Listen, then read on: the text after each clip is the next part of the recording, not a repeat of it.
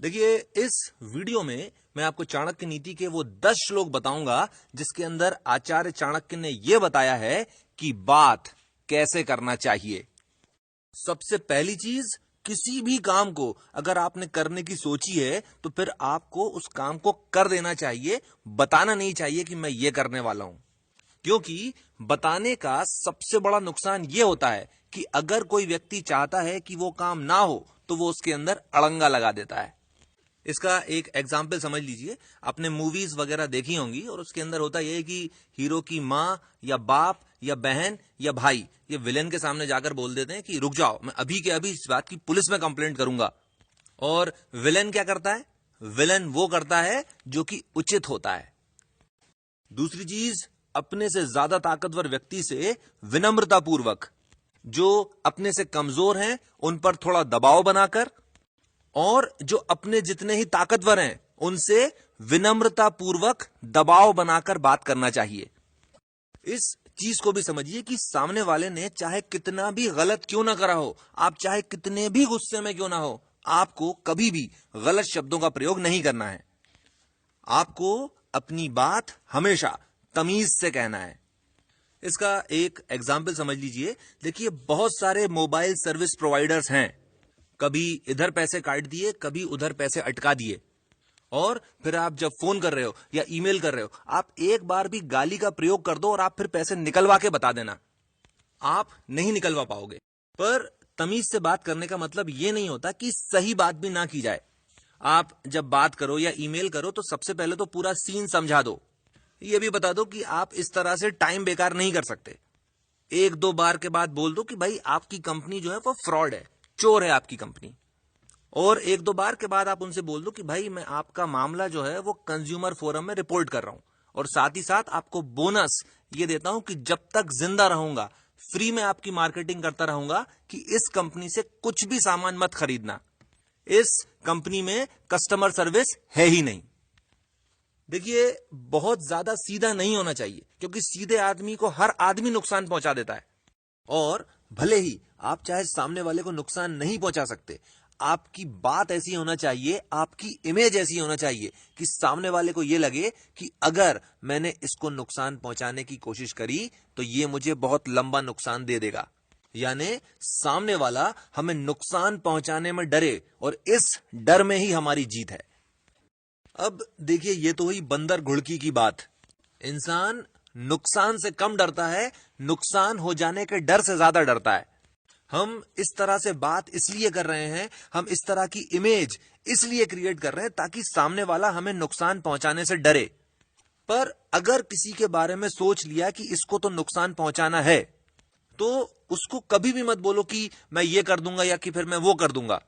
तो उसको तो नुकसान पहुंचा दो, और इस तरह से नुकसान पहुंचाओ कि उसको 10 साल के बाद भी ये चीज समझ में नहीं आए कि वो बम गिरा कहां से था। 8वां श्लोक देखिए, बताया उसको जाता है जो सुनने की इच्छा रखता हो, समझाना उसको चाहिए जो समझने की इच्छा रखता हो, सलाह उसको दी जाती है जो सलाह पर अमल करने की सलाहियत रखता हो, और अगर सामने वाले में तीनों चीजें नहीं है, चुप रहो। 9वां श्लोक, और इसके केवल कीवर्ड्स पकड़िए आप।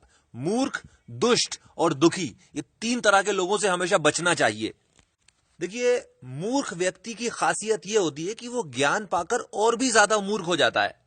आप उसे न्यूक्लियर साइंस सिखाओ और वो न्यूक्लियर रिएक्टर नहीं बनाएगा, वो न्यूक्लियर वेपन बनाएगा। दूसरी चीज, किसी दुष्ट को ज्ञान दो कि भाई उनकी पत्नी को वापस कर दो, खानदान खत्म हो जाएगा, वो तुम्हें बाहर निकाल देगा।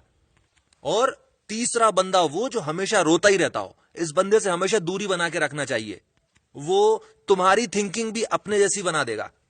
तो भले ही आप चाहे कितने भी ज्ञानी क्यों ना हो, अगर आप इन 3 तरह के लोगों से मिलना जुलना करते हो तो आपको कष्ट उठाना पड़ेगा। अब ये तो हुई एक चीज, पर देखिए ऐसा भी होता है कि हम कहते हैं कि भले ही चाहे वो मूर्ख है, दुष्ट है या दुखी है, पर है तो मेरा दोस्त, उसको इस हालत में कैसे छोड़ दूं। ये जो मोह है यही सभी परेशानियों की जड़ है। इस चीज को समझ लीजिए और बहुत अच्छे से समझ लीजिए। अपने फायदे के बारे में सोचना कोई बुरी बात नहीं होती। तो भले ही चाहे सामने वाला हमारा कितना भी भला क्यों ना सोचता हो, पर अगर रत्ती भर भी गुंजाइश है कि इस बंदे की वजह से हमें कभी कोई नुकसान पहुंच सकता है, उस बंदे से किसी भी प्रकार का कोई भी मोह नहीं रखना चाहिए। आखिरी श्लोक, इंसान को व्यवहार कुशल होना चाहिए, और व्यवहार कुशल होने का मतलब होता है वो आदमी जिसे बात करना आती है। और व्यवहार कुशल वो व्यक्ति होता है जिसके अंदर ये 7 गुण होते हैं। सबसे पहला गुण, अपने परिवार वालों की हमेशा मदद करना। दूसरा गुण, सामने वाले की परिस्थिति समझने की कोशिश करना, सामने वाला अगर ऐसा व्यवहार कर रहा है तो क्यों कर रहा है। तीसरा गुण, दुष्टों के प्रति दुष्टता दिखाना, उनको नुकसान पहुंचाने की पूरी कोशिश करना। चौथा गुण, ज्ञानियों की संगति करना, यानी ऐसे लोगों के बीच उठना बैठना जो हमसे बड़े हैं, जो हमसे समझदार हैं और जिनसे सीखने को कुछ भी नहीं मिलता, जिनके साथ बैठ के आपका टाइम वेस्ट हो रहा है, उनके साथ दूरी रखना। पांचवा गुण, माता पिता और गुरु के साथ सहनशीलता से पेश आना, कुछ भी कहें चुपचाप सुन लेना। छठा गुण, कैसी भी बुरी परिस्थिति आ जाए कभी भी अपना धीरज नहीं छोड़ना, कभी भी हिम्मत नहीं हारना। और सातवां गुण, औरतों से समझदारी से बात करना। जरा समझदारी को समझ लीजिए, बहुत ज्यादा सोचने और समझने के बाद चुप रह जाना समझदारी होती है।